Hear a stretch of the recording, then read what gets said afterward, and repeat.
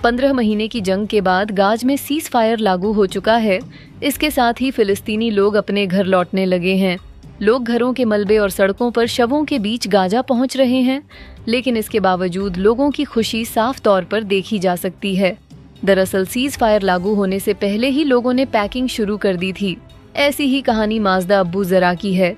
वो अपने परिवार के साथ मवासी स्थित टेंट सिटी में रह रही थी। गाजा में युद्ध शुरू होने के बाद इस परिवार ने अपने घर में किसी तरह खुद को सुरक्षित रखा था। अब उस घर की खूबसूरत यादें ही रह गई हैं। गाज में इजरायली हमले के बाद अब्बू जरा खानाबदोश जिंदगी गुजार रही थी। अपने पति और 6 बच्चियों के साथ वह गाजा पट्टी में एक लंबी दूरी नाप चुकी है। जरा बताती हैं कि 7 बार ठिकाना छोड़कर भागने पर मजबूर हुई और हर बार उनकी पहचान और ज्यादा स्पष्ट हुई है।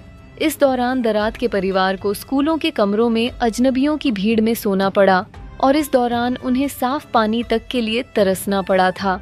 अब जब सीज फायर लागू हो चुका है तो यह परिवार फिर से घर लौट रहा है।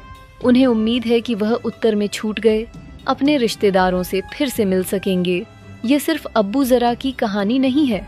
आधिकारिक तौर पर संघर्ष विराम लागू होने से पहले गरजती तोपों के बीच तमाम फिलिस्तीनिज्म पर उनके सामान लादे हुए हैं और रास्ते उबड़ खाबड़ हैं। मोहम्मद मेहदी ने बताया, भले ही रास्ते में मुश्किल आने वाली है, लेकिन अपनों से मिलने की उम्मीद इन सबसे ज्यादा बड़ी है। मेहदी ने रविवार की सुबह मलबे से भरे रास्ते पर चलते हुए अपने घर का सफर तय किया। उन्होंने बताया कि रास्ते में हमास की पुलिस गाजा सिटी की गलियों में तैनात थी और लोगों को घर वापस लौटने में मदद कर रही थी। घर टूटे हैं, फिर भी जश्न अल्लाह अकबर, अल्लाह अकबर। मेहदी ने बताया कि लोगों के घर टूट फूट गए हैं, लेकिन उनकी खुशी की कोई सीमा नहीं है। उन्होंने बताया कि लोग जश्न मना रहे हैं, वह अपने घरों और गलियों से मलबा हटा रहे हैं।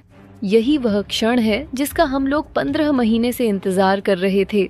कुछ ऐसी ही कहानी 48 साल की विधवा साबीर की है। वह 6 बच्चों की मां है और बेतला स्थित अपने घर लौटी हैं। सुरक्षा की वजह से उनकी पहचान अब साबित की मां के तौर पर ही रह गई है। फोन पर बातचीत में उन्होंने कहा कि घर लौटते समय उनके परिवार को गलियों में शव मिले। इनमें से कुछ ऐसे थे जो हफ्तों से सड़ रहे थे। गौरतलब है कि गाजा में 7 अक्टूबर 2023 को लड़ाई शुरू हुई। हमास के आतंकियों ने दक्षिणी इजराइल पर हमला करके करीब 1200 लोगों को मौत के घाट उतार दिया था। इसके जवाब में इजरायली सेना ने बमबारी शुरू कर दी और बड़ी संख्या में लोग विस्थापित हो गए। गाज के हेल्थ मिनिस्ट्री के मुताबिक 40,000 से ज्यादा फिलिस्तीनी मारे गए हैं। वहीं इजरायली सेना का दावा है कि उसने 187,000 से ज्यादा आतंकियों को मार गिराया। हालांकि वह इसके पक्ष में कोई सबूत पेश नहीं कर पाती। बता दें कि इससे पहले सीज फायर के बाद गाज के लड़ाकों ने भी सड़कों पर जश्न मनाया, रैलियां निकाली। इसमें गाज के लड़ाके कई गाड़ियों में बंदूकों के साथ भी नजर आए थे।